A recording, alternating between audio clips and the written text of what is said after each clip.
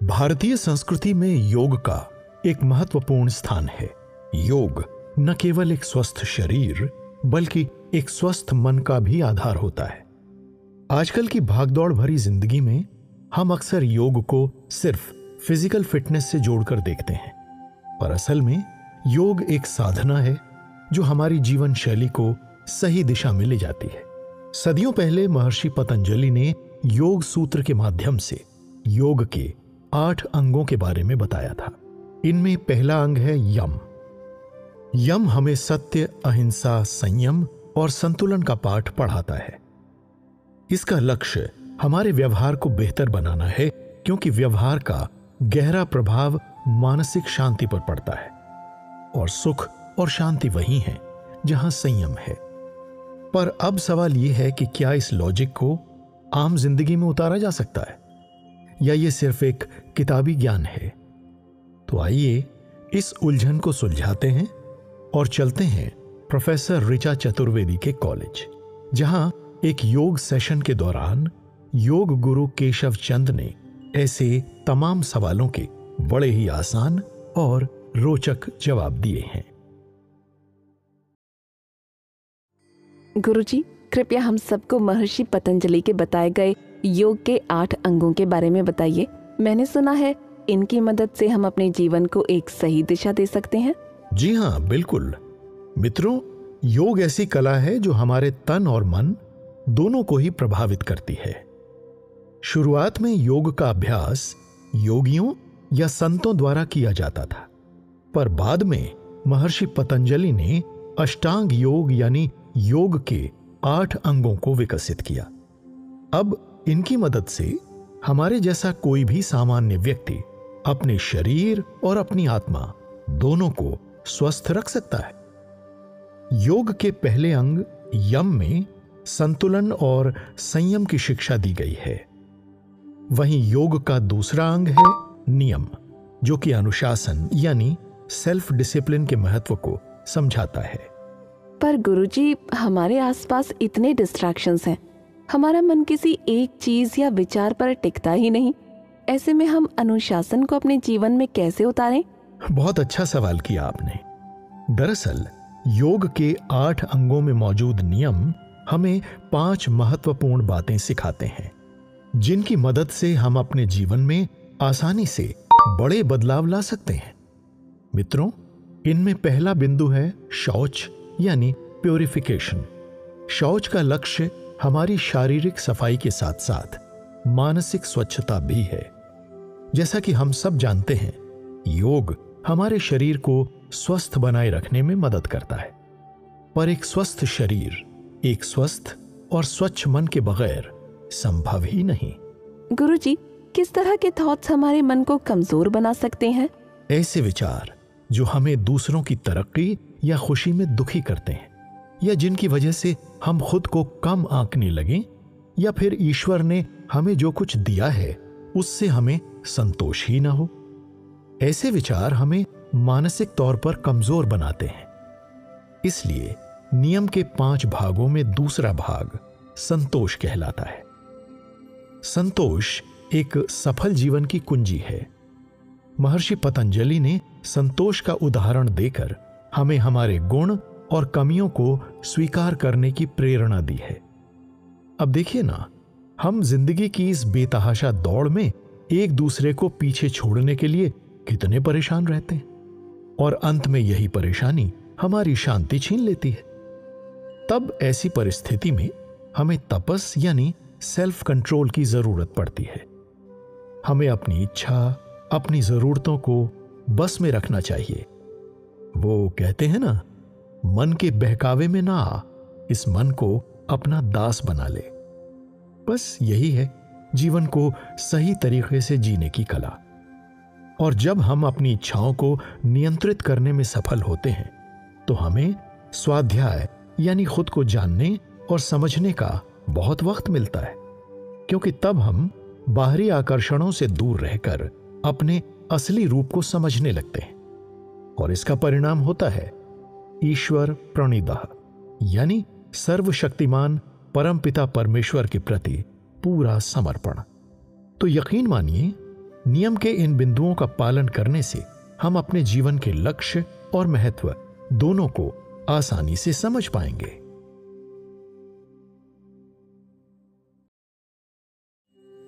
गुरुजी, योग के पहले 2 अंग यम और नियम हमें बिहेवियर और थॉट प्रोसेस को बेहतर बनाने में मदद करते हैं।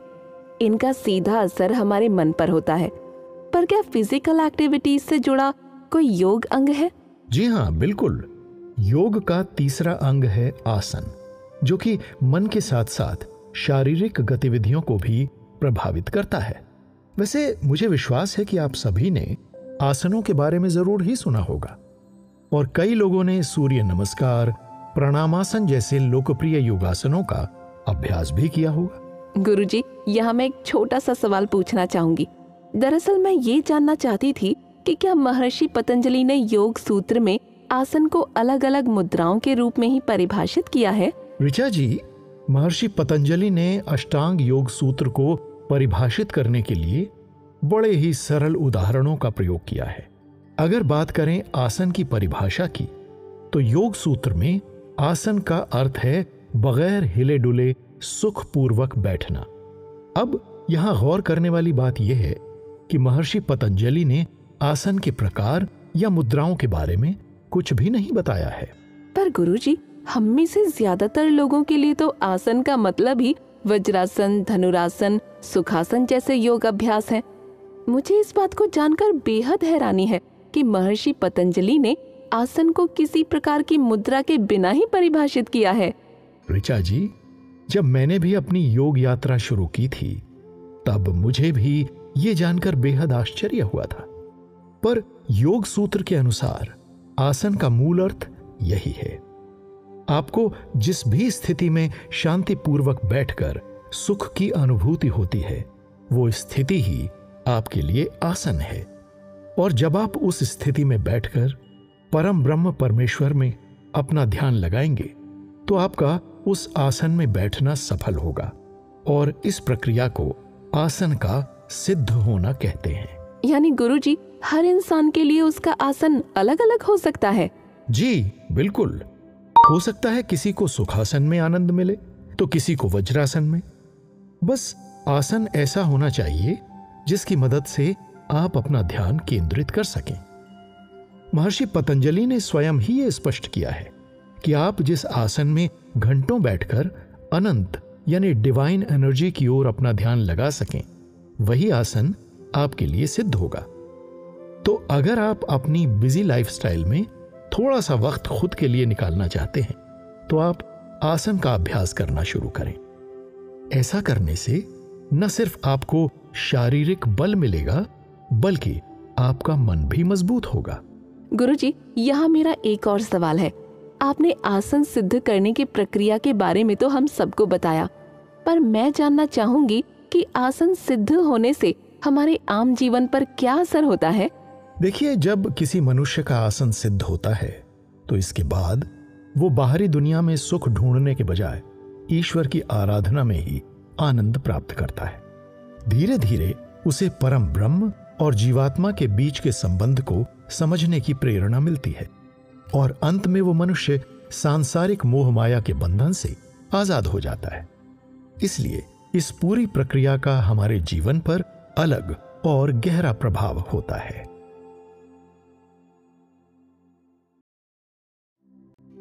अब तक हम महर्षि पतंजलि के द्वारा बताए गए योग के पहले 3 अंग यानी यम, नियम और आसन के बारे में समझ चुके हैं। अब मैं आप सबको योग सूत्र में बताए गए योग के चौथे अंग प्राणायाम के बारे में बताऊंगा। गुरुजी, क्या ऐसा है कि जब तक हम यम, नियम और आसन को न समझ लें, तब तक प्राणायाम का अभ्यास हमें समझ नहीं आएगा? या फिर योग के इन 8 अंगों में हम किसी भी अंग का चुनाव करके अपना अभ्यास कभी भी शुरू कर सकते हैं? ऋचा जी, योग सूत्र में जो 8 अंगों का वर्णन है, उन्हें महर्षि पतंजलि ने क्रम में ही बताया है। जैसे आप यम को समझे बिना नियम को नहीं समझ सकती, उसी तरह आसन को समझने के बाद ही प्राणायाम का सही अभ्यास किया जा सकता है। अगर हम योग सूत्र में दी गई परिभाषा पर गौर करें, तो वहां साफ साफ बताया गया है कि जब किसी मनुष्य का आसन सिद्ध होता है तभी वो श्वास प्रश्वास यानी सांस लेने और छोड़ने की गति को नियंत्रित कर सकता है। और अंत में इसी प्रक्रिया को प्राणायाम कहा जाता है। यानी गुरुजी, हम जो सुबह सुबह उठकर अपने अपने घरों में प्राणायाम करते हैं वो योग सूत्र में बताए गए प्राणायाम से काफी अलग है, क्योंकि हमने तो कभी प्राणायाम करने से पहले यम, नियम और आसन पर ध्यान ही नहीं दिया। ऋचा जी, अब आप मेरी बातों को समझ रही हैं।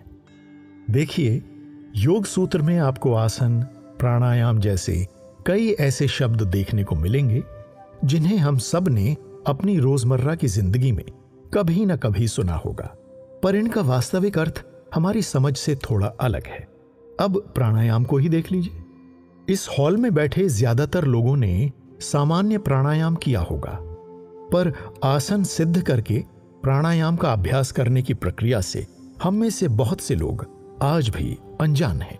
गुरुजी, तब तो महर्षि पतंजलि ने जो प्राणायाम का अभ्यास बताया है वो तो साधकों के लिए ही होगा, क्योंकि मेरे जैसे आम लोग इस भागदौड़ भरी जिंदगी में आसन शायद ही सिद्ध कर पाएं। नहीं, ऐसा नहीं है कि यम, नियम, आसन, प्राणायाम आदि का अभ्यास दिव्य या सिद्ध पुरुष ही करते हैं।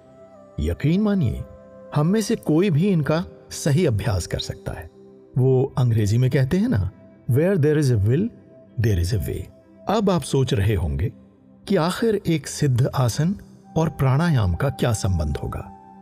तो मैं बता दूं कि योग सूत्र में वर्णित प्राणायाम न सिर्फ आपको एक स्वस्थ शरीर देता है, बल्कि आपको मोक्ष के मार्ग पर चलने की प्रेरणा भी देता है। क्योंकि जब एक मनुष्य अपनी सांसों पर नियंत्रण कर पाता है, तब उसके लिए बाहरी दुनिया, मोह माया या डिस्ट्रैक्शन से दूर होकर परम ब्रह्म में ध्यान लगाना आसान हो जाता है।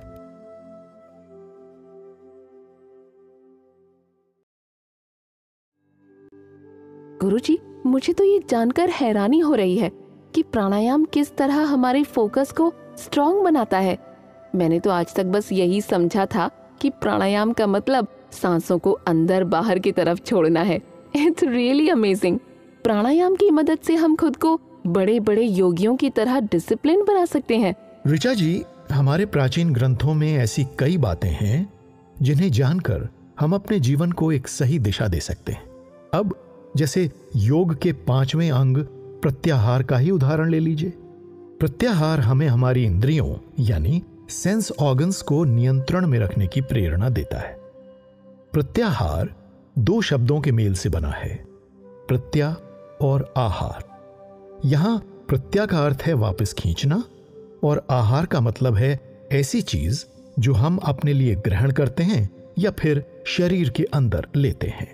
तो बेसिकली प्रत्याहार का मतलब है आहार यानी भोजन लेने से खुद को रोकना। नहीं ऋचा जी, प्रत्याहार सिर्फ भोजन से संबंधित नहीं है। आम भाषा में बोलूं तो ये हर तरीके के डिस्ट्रैक्शन से हमें दूर करता है, जिसकी वजह से हम अपने ध्यान या मेडिटेशन में पूरी तरह फोकस नहीं कर पाते हैं। चलिए मैं आपको एक उदाहरण से समझाता हूं। आप मुझे एक सवाल का जवाब दीजिए। सुबह सुबह जब आप ध्यान लगाने बैठती हैं तो आपके दिमाग में कौन कौन से ख्याल आते हैं? गुरुजी, मैं जब भी सुबह सुबह ध्यान लगाने बैठती हूँ तो मेरे दिमाग में एक साथ 10 बातें चलने लगती हैं।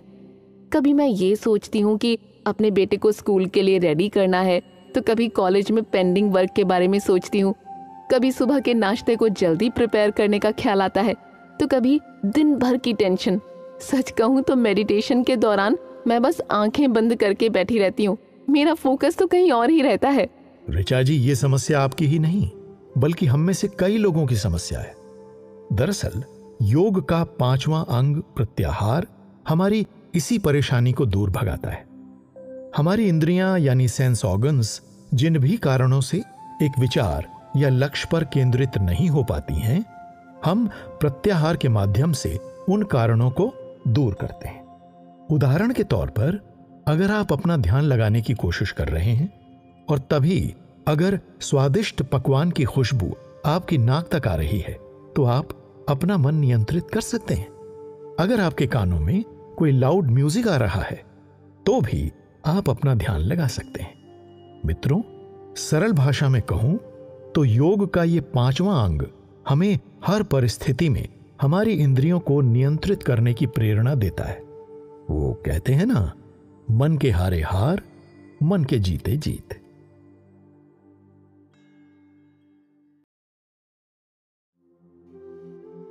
वाकई गुरुजी, योग के अंगों के बारे में जानकर तो वाकई बहुत अच्छा लगा। मुझे तो ये जानकर आश्चर्य हो रहा है कि योग की मदद से हम अपने जीवन में कितने सारे बदलाव ला सकते हैं। और तो और योग को लेकर जो हमारी सोच है वो हकीकत से कितनी अलग है।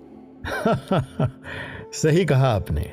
आमतौर पर हम योग को बस तरह तरह के पोजेस तक ही सीमित रखते हैं, पर असल में योग हमारी वो प्राचीन धरोहर है जो जीवन को सही दिशा में जीने की प्रेरणा देती है। गुरुजी, अब मैं आपसे आपकी पर्सनल जर्नी और एक्सपीरियंस जानना चाहूंगी कि आखिर किस तरह योग ने आपके जीवन को बदल दिया। बिल्कुल ऋचा जी, अब हम योग के 6ठे अंग धारणा की ओर बढ़ने वाले हैं। इस हिसाब से अगर आप सब योग के साथ मेरा अनुभव सुनेंगे तो आपको धारणा को समझने में मदद मिलेगी। मित्रों, बात 15 साल पुरानी है, जब मैं एक आईटी फर्म में काम किया करता था। उस वक्त मैं कई तरीके की परेशानियों से जूझ रहा था। ये वो समय था जब मैंने अपनी पत्नी को खो दिया था। उनकी कैंसर से मृत्यु हो गई थी।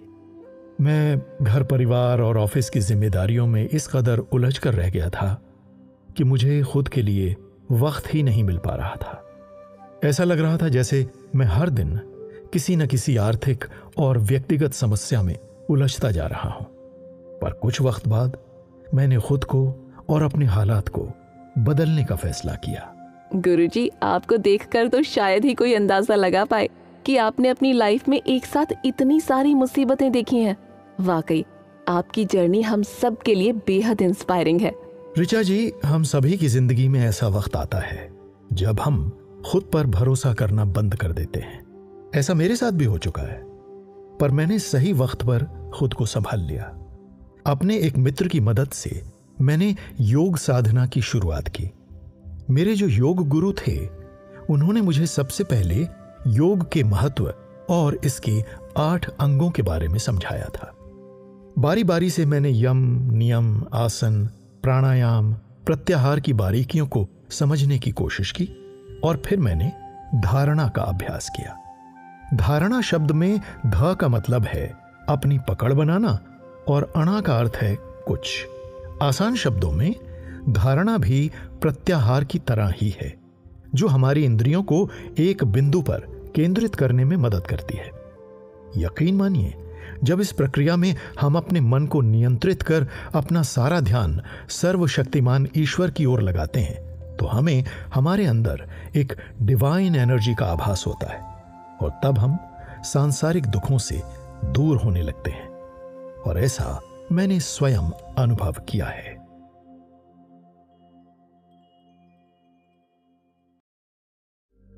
मित्रों, अब तक मैंने आपको अपनी इंद्रियां यानी सेंस ऑर्गन्स को नियंत्रित करने के बारे में काफी कुछ बताया है। अब हम योग के 7वें अंग ध्यान यानी मेडिटेशन की चर्चा करेंगे।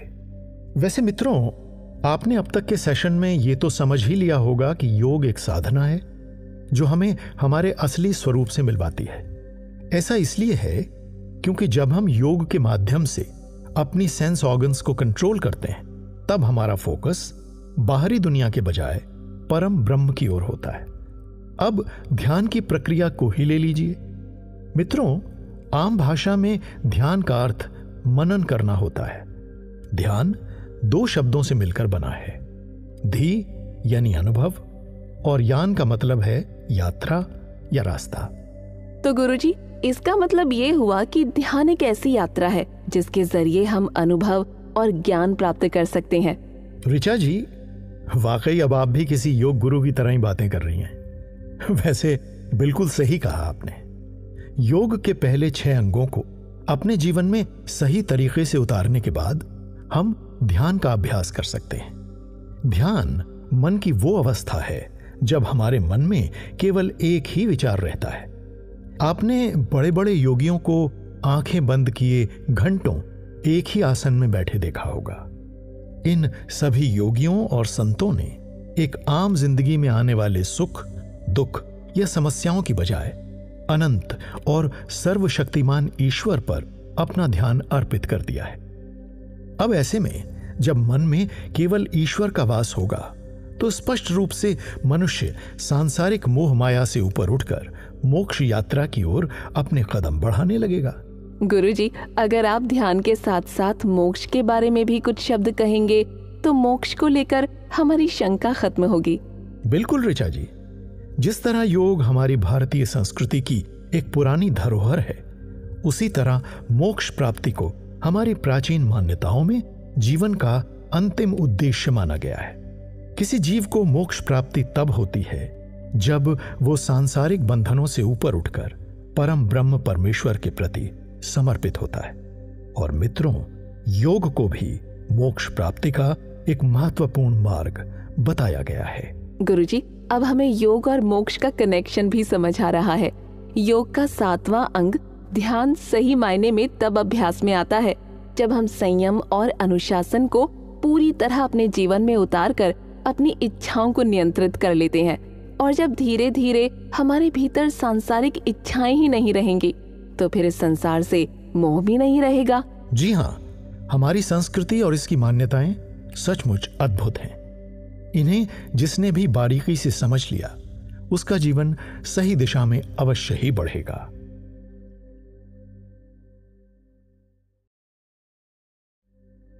तो दोस्तों, इसके साथ साथ योग के 8 अंगों का भी अंतिम पड़ाव आ चुका है। अब मैं आप सबको समाधि के बारे में बताऊंगा, जो कि योग का अंतिम अंग है। अगर कोई मनुष्य यम से समाधि तक का सफर तय करता है तो इसका मतलब यह है कि उसने वर्ल्डली डिस्ट्रैक्शंस को पूरी तरह पीछे छोड़ दिया है। गुरुजी, समाधि को प्राप्त करने वाला मनुष्य किस तरह एक सामान्य मनुष्य से अलग होता है? ऋचा जी, इस जीवन का अंतिम उद्देश्य मोक्ष को माना गया है। और बस ऐसा समझ लीजिए कि मोक्ष के रास्ते की ओर जाने वाली सीढ़ी ही समाधि है। समाधि प्राप्त करने वाले मनुष्य रूप, गंध, स्पर्श, रस, शब्द जैसे भावों से परे हो जाते हैं। उनके लिए भूख, प्यास, मान, अपमान का भी कोई महत्व नहीं रहता। ऐसे मनुष्यों को इस बात का ज्ञान हो चुका होता है कि वो परम ब्रह्म के ही एक अंश हैं और अंत में उन्हें उनमें ही विलीन होना है। मित्रों, समाधि की इस चरम अवस्था में 5 इंद्रियां पूरी तरह ब्रह्म के विचार में लीन हो जाती हैं और तब वो अनंत यात्रा शुरू होती है जो इस संसार और शरीर इन दोनों के परे है।